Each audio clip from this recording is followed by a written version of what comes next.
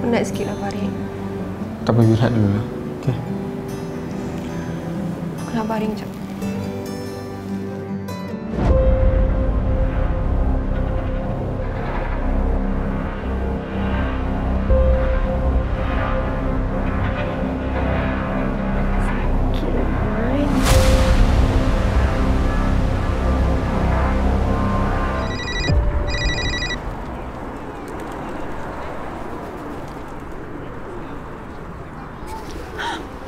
Apa? Tio? Asrah, tengok ni. 3/4 desain kita dah ditiru. Desain original dah mengamuk kat sosial media. Dan nak bawa kita ke mahkamah.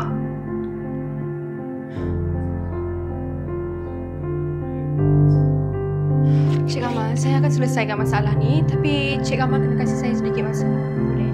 No.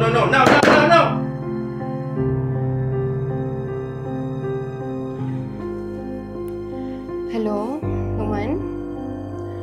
I rasa dalam design department you ni ada unsur khianat lah.